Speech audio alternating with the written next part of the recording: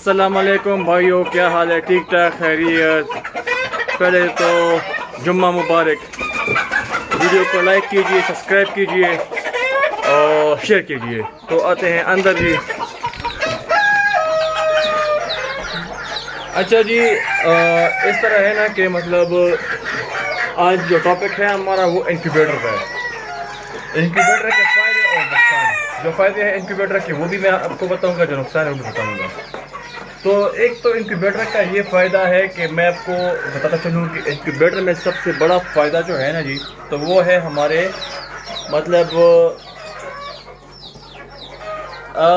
100 में से 85% अच्छा रिज़ल्ट हो देता है। ठीक है, मतलब कोई एक्सपायरी बहुत कम होती है, अंडे बहुत कम ख़राब होते हैं। ठीक है, और इसके अलावा एक्स की जो तादाद है उसमें थोड़े हमें ख्याल रखनी चाहिए कि मतलब कितनी रखनी चाहिए और कितनी नहीं रखनी चाहिए। ठीक है, दूसरी बात ये कि इंक्यूबेटर अगर 100 का बना हो तो आपने रखने हैं उसमें 85।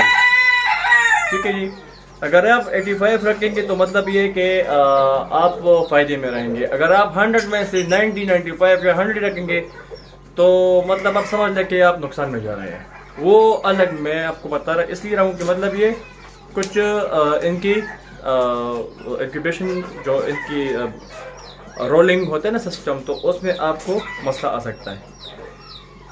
इंक्यूबेटर में आपको सबसे जो बड़ा ख्याल रखना पड़ता है ना, सबसे बड़ा ख्याल, ज़्यादा ख्याल तो आपको है पानी का, उसके टाइमिंग का, रिवॉल्विंग का। ठीक है जी, और इसके अलावा आपको इसके अलावा चाहिए कि मतलब 100 का तादाद हो तो अपने रखने हैं 85। तभी मैं आपको दिखाता हूँ। ये है हमारे पास इंक्यूबेटर जी, इसमें हमने रखे थे 100 एग। अब बता ये बनाए 110 के लिए। ठीक है जी, अब इसमें हमारे पास एग्स कितने ख़राब हो गए हैं वो भी मैं आपको बताता हूँ। बच्चे कितने निकल रहे हैं और कितने निकले हैं, और तकरीबन मतलब ज़ाया कितनी हुई है। ठीक है जी, तो अभी मैं आपको बताता हूँ जी, और इसमें एक नॉर्मेलिटी कितनी आई है वो भी आपको बताऊँगा। हमारे पास बच्चे निकले हैं तकरीबन नियर अबाउट टू 48 है, 48 है जी। 48 बच्चे निकले हैं, बाकी अभी निकल रहे हैं। ठीक है जी, अभी 48 है, और 48 में से अभी हम आपको कैलकुलेशन करके देंगे, और बाकी जो है ना आपको मैं बताता हूँ कि कितने ख़राब हैं और कितने ठीक है जी। तो वो भी आपको बताता चलता हूँ। अभी बारिश हुई थी कल, तो नमी पैदा हुई है तो उसको साफ़ कर रहे हैं। मको बच्चे चले चलते हैं। अच्छा जी, इंक्यूबेटर का जो सबसे मैं आपको अहम तरीका बताता हूँ ना, तो मैं आपको दिखाता हूँ। ये एग आपने रख दिया है। ठीक है जी, ये एग आपने रख दिया है। ठीक है, तो अब ये एग आपने यहाँ पर रखना है, और दूसरा एग जो है ना आपने यहाँ पर रखना है, देख के ऑटोमेटिक में। ठीक है जी, मतलब यहाँ पर गैप छोड़ के ये इसको रखना है, फिर इसको उठा के ना यहाँ पर रखना है, थोड़ा थोड़ा सा गैप दे के। देखिए जी, इसका तरीका ये होता है। ठीक है जी, फिर आपने इस तरह ये वाला अंडा उठा दिया, यहाँ पर रख दिया, तो इसको यहाँ रख दिया। ठीक है जी, तो इस वाले अंडे को आपने यहाँ रख दिया। ठीक है जी, इस तरह आपने इंक्यूबेटर को यूज़ करना है। सफाई लाजमी होती है इसके साथ, और सफाई जो है ना आपने डिटॉल से करनी है। डिटॉल हो गया या कुछ मतलब इसके अलावा जो ऐसा चीज़ हो, मतलब फिनाइल, डिटॉल, जो स्प्रे वगैरह होते हैं ना, वो करके ना फिर आपने इसको खुला छोड़ना है। ठीक है जी। अच्छा जी, तो हमारा जो मतलब है कि इंक्यूबेटर में हमने 100 की अगर हमारी कैपेसिटी है तो हमने 100 नहीं रखनी, हमने 85 रखनी है। अब बहुत से केसेस हमारे पास इस तरह है कि मतलब हमने 100 रखती तो 50 अंडे ख़राब हो गए हैं। ठीक है जी, अब ख़राब अंडे होते हैं, गंदे अंडे होते हैं, तो इसको हम क्या कहते हैं, मतलब कि ये हमारी अपनी गलती है, मतलब किसी और की गलती नहीं। पानी का ख्याल रखा आपने, टाइमिंग का ख्याल रखा आपने, सब कुछ हो उसके बावजूद भी अगर अंडे ख़राब हो जाते हैं तो या तो इसमें दो वजूहत हो सकते हैं कि अनफर्टिलिटी हो सकती है। अनफर्टिलिटी मेल्स, मगर हर मेल में तो हो नहीं सकती कि अनफर्टिलिटी हो, तो एक तो ये वजह हो सकती है। अच्छा, इसके अलावा हमारे पास होता है एबनॉर्मेलिटी जी। इंक्यूबेशन में हमारे पास एबनॉर्मल बच्चे क्यों आते हैं? मेरे पास जब भी रिजल्ट निकला है उसमें 2-3 बच्चे मेरे पास हमेशा एबनॉर्मल आए हैं। एबनॉर्मल मीन्स क्रोमोसोम जो इसके होते हैं ना, वो इनके मतलब कम रह जाते हैं, और इनकी जो मतलब एग में जो होता है ना, जिस वक्त ये बच्चे बनते हैं तो वो सही नहीं बनते। आपको मैं एक बच्चा दिखाता हूँ। ये बच्चा जो है ना जी, तो इसके पाँव का मसला है, ठीक है जी। इसके पाँव का मसला है, पर ये वक्त के साथ ठीक हो जाता है, मतलब मगर ये भी फिर लंगड़ाता रहता है, ठीक है जी। ये सिल्की का बच्चा है, और अभी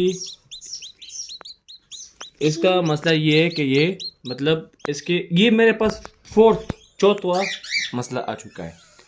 तो इसमें एक मसला ये आ गया है, और इसके अलावा आप मत नहीं सर, इसके अलावा जी एक और चीज़ मैं आपको दिखाता हूँ। इस बच्चे का ना चोंच है, बीक, ना इसकी आई है, और इसकी दूसरी आई भी एबनॉर्मल है। अब वजह क्या है जी? क्रोमोसोम्स। क्रोमोसोम्स इसकी जब इसकी जो मूवमेंट होती है ना इंक्यूबेटर में मूवमेंट, ठीक है जी, एग की मूवमेंट होती है, तो इसका जो जर्दी होती है और वाइट सब कुछ ये दूसरे एग के साथ चिपक जाती है, तो मूवमेंट इसकी रुक जाती है, तो इससे मसला पैदा हो सकता है। दूसरा वजह इसके माँ बाप भी हो सकता है, ठीक है जी। और हमारे पास जो मरे हुए चिक्स होते हैं जो एग से निकल नहीं पाते, खाया मरा सिर्फ लगो खाया इधर है हमारे पास, मैं दिखा नहीं सकता। जो मरी हुई चिक्स हैं दो, ओनली दो है। तो दो जो है मतलब मरे हुए, तो उसमें मसला ये है कि ये शेल से निकल ही नहीं पाते। अब शेल से क्यों नहीं निकल पाते? वजह वजह इसलिए कि इसका जो शेल है ये जब निकलते हैं ना, तो शेल इनका सूख जाता है, इनमें जो नमी होती है ना पानी सा, वो कम हो जाता है। कम होने के बावजूद फिर ये नहीं निकलते, वो सख्त हो जाता है, पकड़ हो जाता है इस तरह, जिस तरह एल्फी लगी हुई वो, तो फिर तो बच्चे नहीं निकल सकते, जाहिर सी बात है। तो इंक्यूबेशन में ये ख्याल बहुत रखना पड़ता है। अलबत्ता जो इंक्यूबेशन का जो मतलब हमारे पास रिजल्ट है मुर्गी से, वो काफ़ी अच्छे है, मतलब मैं कहता हूँ कि 100 में से 90% बेहतर है, मगर ख्याल रखना पड़ता है। अब जिस तरह मेरे पास ये बच्चा है, अब मुझे इसका ध्यान रखना पड़ेगा कि यार इसको कोई तकलीफ ना हो, ठीक है जी। इसका चोंच नहीं है, इसकी आंख नहीं है, इसके मसले बहुत हैं, तो अब ये तो ना सर्वाइव कर पाएगा, और बहुत मुश्किल से सर्वाइव कर पाएगा, क्योंकि इसकी तो ना खा सकता है। अलबत्ता ये इसका ऊपर का जॉन जो है ना वो बिल्कुल है ही नहीं, और इसकी आंख भी नहीं है, तो कैसे सर्वाइव कर सकता है? क्रोमोसोम्स इसके बने नहीं सही, इसके जो मतलब सारा सिस्टम में बना नहीं है। तो आप लोगों ने बहुत ख्याल रखना है भाइयों, और जब भी आपके पास 100 का इंक्यूबेटर हो तो अपने 85 रखने हैं, 85 का तो अपने 65 रखने हैं, 50 का तो अपने 35 रखने हैं। ये मेरा आपसे मशवरा है। मैंने गलती की थी इस दफ़ा, बल्कि मैंने गलती की भी नहीं थी। मैंने 100 का इंक्यूबेटर मैंने 90 रखे थे, मगर फिर भी अल्लाह का जो हमें मतलब किस्मत में पहुंचाना होता है वो पहुंच जाता है। तो इसलिए मैं आपसे कहता हूँ कि एक्सपायरी ना हो तो आप खुश होंगे, एबनॉर्मेलिटी ना हो तो आप खुश होंगे। तो खुशी इंसान को तब भी होती है जब उसको एक चीज़ का रिजल्ट अच्छा मिलता है। अब भी मैं खुश हूँ अल्हम्दुलिल्लाह कि मुझे 45 प्लस 46 48 समथिंग मेरे चूँकि चूज़े निकले हैं, बाकी अंडी भी रहते हैं। अच्छा 20 इसमें जो है ना वो ख़राब हो चुके हैं, और बाकी अभी पड़े हैं। तो चले देखते हैं कि अभी और क्या होता है और क्या बनता है। तो अपना ख्याल रखिएगा जी, और इंक्यूबेटर का जो आपने इसके बाद सफाई लाजमी करनी होती है, 4 दिन आपने इसको खुला छोड़ना होता है, और सफाई करने के बाद फिर आपने अंडे उसमें रखने होते हैं। आपका अपना channel life with nature logs Salman मर्जी को दीजिए इजाज़त। अल्लाह हाफिज़।